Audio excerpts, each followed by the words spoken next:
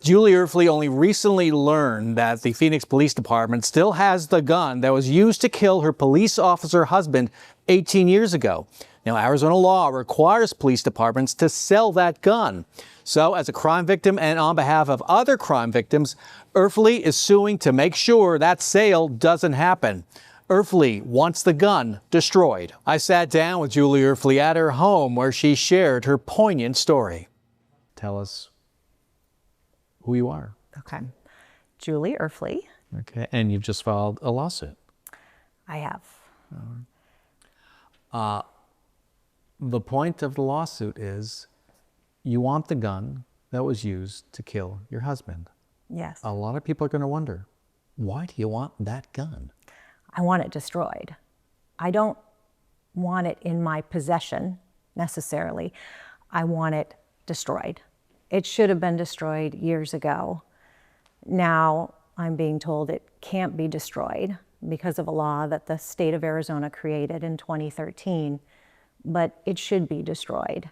There's literally no reason for it to go to auction, none whatsoever. In fact, there's all kinds of evidence to the contrary of why it doesn't make sense for this weapon to go to auction, or really for any crime guns to go to auction. So let's go back a few years to, you thought this was destroyed. Yes. After your husband, Nick, was killed in the line of duty. Correct. Why did you think that?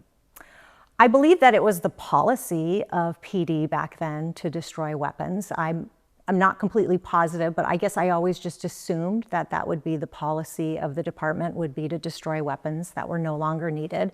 I certainly don't believe that they were sending them to auction back then.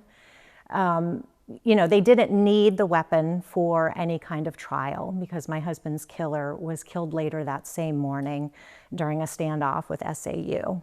So there was no reason for them to have the weapon. So when I found out that it was still in the department's possession, I was shocked. It seems it was just overlooked. But now, because of this law, they're saying, the department is saying that they don't have discretion and that it cannot be destroyed. And what I'm arguing is that the Victims' Bill of Rights says otherwise.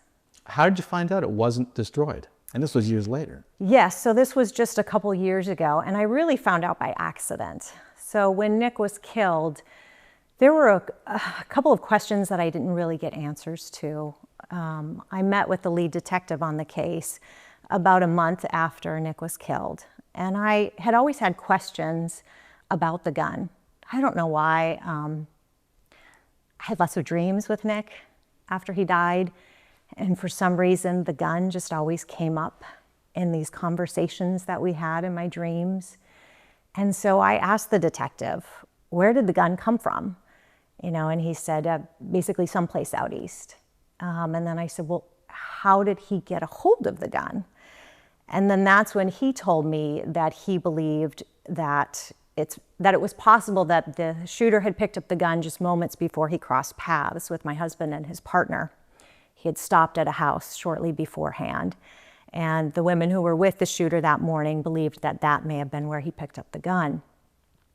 But then about 6 months later or so, in the spring of 2008, I received the final investigative report, and there wasn't any information in there about a possible follow-up with the person who they deemed to be somebody who may have given him the gun. There was no indication that a trace had been done on the weapon. So I remember taking some notes and thinking, well, I want to ask the detective about this later. Unfortunately, a couple of days after I received the final investigative report, I received a phone call saying that that detective had been arrested on unrelated charges. And so I just kind of thought, well, I may never get this information. And it always stayed in the back of my mind, but I didn't know that I'd ever be able to get that information. And eventually you did. Eventually I did. A couple years ago, I had been writing about Nick's death, and I just thought, maybe it's not too late. Maybe somebody knows. Maybe there's information somewhere that could help me find this. So I reached out to someone I knew and asked if this individual could perhaps try and find this information for me. So this individual Also went through records and couldn't find any of that information. So it's possible that a trace was done. It's possible that there was a follow-up investigation. They just don't have any documentation to support it. So I may never get those answers. But what this individual also found was that the department was still in possession of the gun, which was shocking.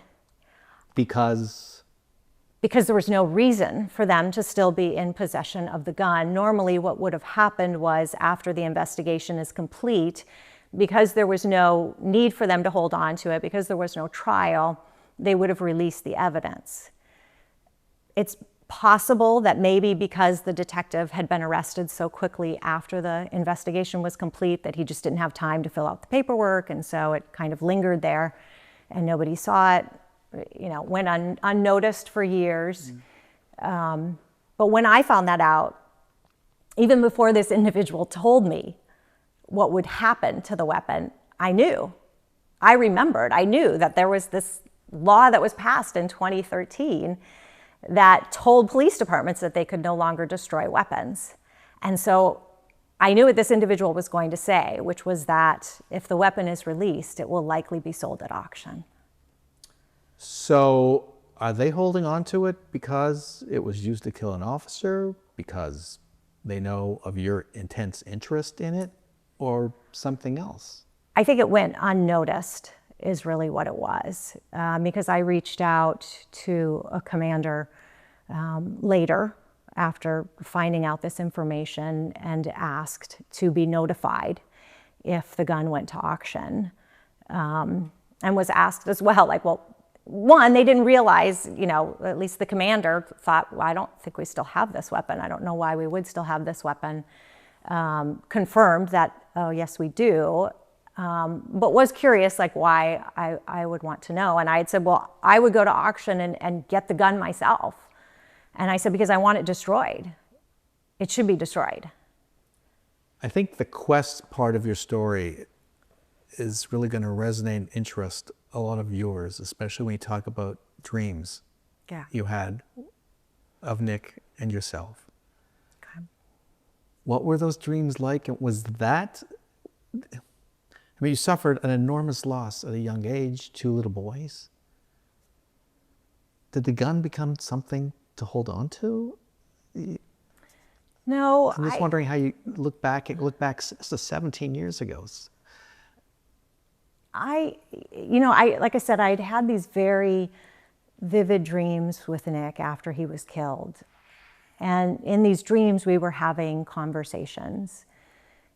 And a lot of the conversations, for some reason, were about the gun. I wanted to know, did you see it? Did you know that he had a weapon? There's just so many questions when something like that happens. And I think unless you've been through something like that, you don't really understand that. And I think for a long time I thought that maybe this was something that a lot of people didn't experience, and that maybe this was unusual to me, and then found out, no, it's really not that unusual. I visualized that morning, like every second of that morning. And so for me, the details of that morning were important, because for a long time, I couldn't understand how Nick had been the one to have been shot, why he was shot, how it happened. Some of the information that I was initially given the day of the murder was incorrect. For instance, I was told that he had been shot in the face. He was not.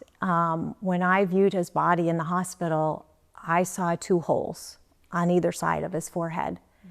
And I thought that that was one shot. And I found out during that meeting with the detective that in fact he was shot twice, and both times in the back of the head. And those were both exit wounds. Mm. So there was a lot going through my mind at that meeting. And I think just always this searching and trying to understand, like, how did this happen? It was like I could visualize the moments leading up to it, but I could never quite understand how it was that Nick ended up being the person who was shot. And so when I received that report, that was really what I was searching for, was again, like, how does this make sense? And so perhaps that was part of why I was so desperate to get these details, was because I needed to understand, like I needed to close that loop that I just kept coming back to over and over. And I did eventually figure it out, or at least in my mind, I have that. But what I think people don't understand is that you can never unsee that, you know? So in my mind, I see it all, and I feel it all, and I visualize it all. And this gun is no longer just a weapon. Like, it is responsible for the violence that was committed against my husband's body. And you don't ever forget that violence. And it's that violence that really, I think, eats away at you. And so that's why, you know, in this instance, and where I say that this isn't treating victims with fairness or dignity or respect, as it says in the Victims' Bill of Rights, that is no longer just a weapon. Like, that is so representative of this violent loop that will never stop playing in my mind. And I want it destroyed. It doesn't deserve a second chance. My husband didn't get a second chance. Why would this weapon get a second chance? You want to take a break? You okay? Yeah, okay. Okay. And so this gun almost has a life of its own. It does. It does. I mean, in many ways, it feels like this weapon is being given more rights than I am, or than what my husband received. And I don't understand it. You know, I remember, Bram, I remember being on your show when this law was passed. And you asked me about the law. And I had said very specifically, like, if I found out that the gun that was used to murder my husband was then going to auction, I would be devastated. And now here we are, you know, and it just seems unreal in many ways. And there's no reasoning for it. Like, it doesn't make sense. And I remember when the legislators were talking about this, and their reasoning for passing this was, well, basically, we should be able to make a buck off these weapons, which I just find immoral. Like, we're talking about crime guns. You're talking about then making a buck off of murder? That feels incredibly wrong to me. That feels incredibly immoral. But it's also that we know, like, there is evidence out there, there have been investigations that have shown that these guns that go to auction are then used in subsequent crimes. And so why, from a public safety standpoint, would we want to be adding to the availability of guns on the street? It doesn't make sense. There is a high risk of recidivism. There is a high risk that this gun is going to be used in another crime. There is a high risk that there is going to be somebody just like me who then has to go through this. And that's not okay. It's not okay. And I would like these legislators and anybody else who thinks that it is okay to tell me why. And so the lawsuit focuses on the Victims' Bill of Rights and what you say are your rights. Right. To get the gun back. It doesn't mention, and it's, I think, 19 or so pages, 15, 19 pages, anything about the 2013 law. Why is that? Well, that would be a question for my attorney, to be totally honest. But what we're arguing is that the Victims' Bill of Rights gives the city discretion, or the department discretion, to listen to a victim about what should happen to that weapon. The city is essentially arguing that they don't have that discretion. And so that's really what the lawsuit is detailing. You have 2 grown sons now? I do. Are they supporting you in this? Yes. I mean, to be totally honest, I think they would prefer to not talk about it, or really. This will bring everything back. It does. As as a journalist, I can tell you that. You know that. You've worked in the business. Right.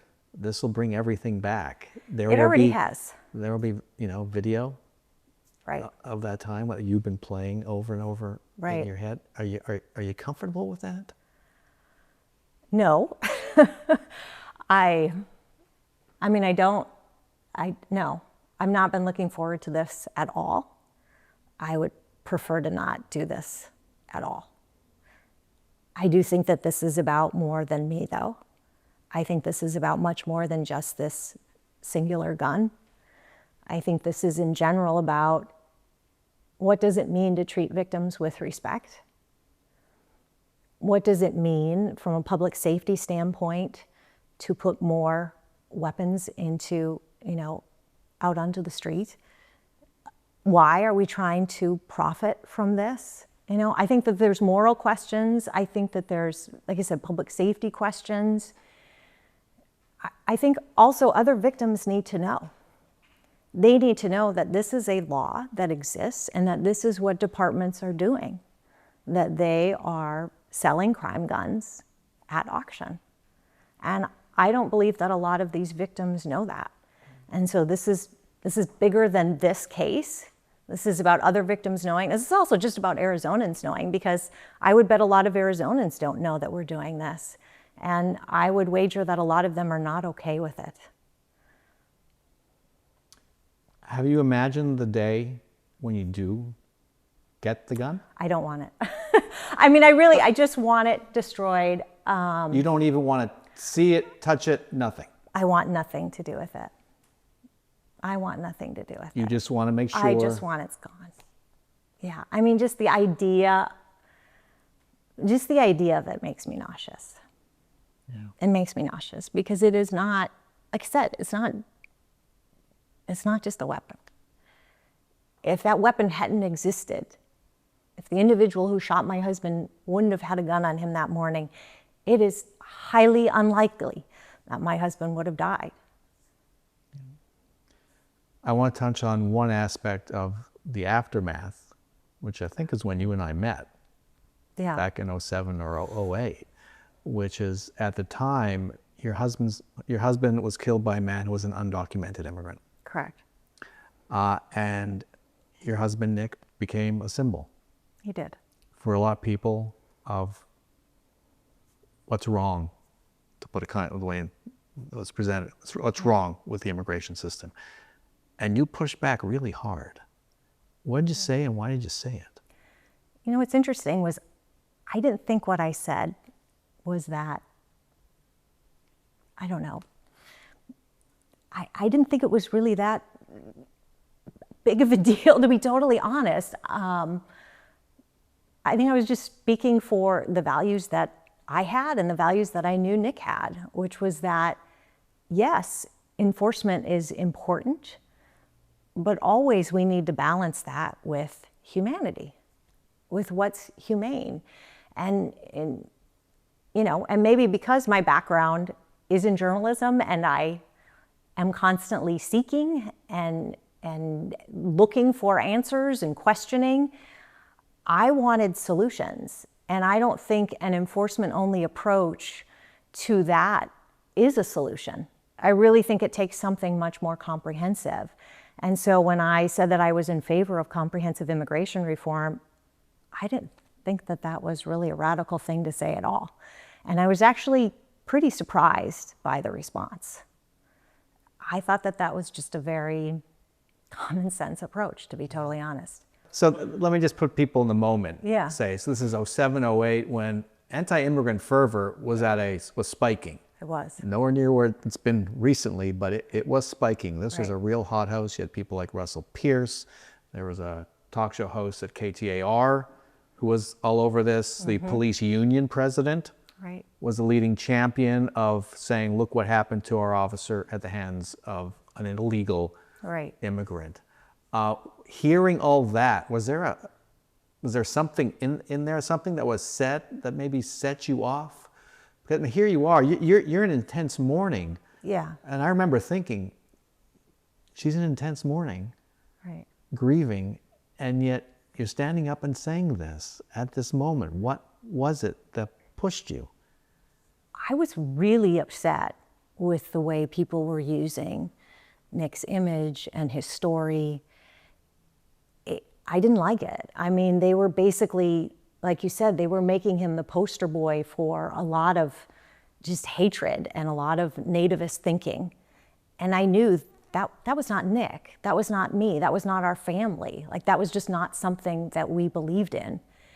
And was I angry with the individual who shot my husband? Oh, 100%. I mean, intensely angry. But there was never a moment where I thought, well, because he was undocumented, then everybody that's undocumented is evil or, a murderer. Like, that just never was part of my thinking. And it wasn't part of Nick's thinking either. Do you know what I mean? Like, we had conversations about immigration before, and he certainly wasn't somebody who was like, oh, we need to deport everybody and this is all awful and evil. It just wasn't where we were. So I just never thought like, oh, this is just this evil community. I was never there. Where I got angry and why I did decide to speak out was because I felt like people were using Nick to forward, to politicize his death and to forward it in a manner that was extremely hateful. And that was very different from Nick's values, from our values, and where we were on the subject. Yeah. And it's funny you mentioned having a conversation about this. That was a pretty natural thing at that moment, given what was happening in the city. Yes. In terms of crime. Right. What's happening at the border. As I said, it was a real hothouse at that time. Right. And it only got worse. Right. As the decade went on. Yeah. And I do want to give Nick his due. Tell us about him. Well, he was the youngest of 10. We met in high school. Well, we'd known each other our whole lives, but we didn't really know each other until we started dating in high school. And I mean, I was shocked when he said he wanted to be a police officer. It wasn't anything that I thought he wanted to be. He had originally gone to school and thought about being an elementary school teacher and then thought about social work. But his mom had died when we were in college, and his dad had died when he was very young, when he was just 10. His mom died 10 years later, both from cancer. And for him, I think social work was just a little bit too heavy of something to go into at that time. And so I was surprised when he said he wanted to go into policing, but I knew he went into a 2-year program in Minnesota, and he loved it. He absolutely loved it. And he talked about it with the kind of excitement that he talked about football, which was something he really loved. So I always knew that it was a good fit. And then, we moved here and he got a job with the city, and he really did love it. It really was in many ways like a calling for him, and he was good at it.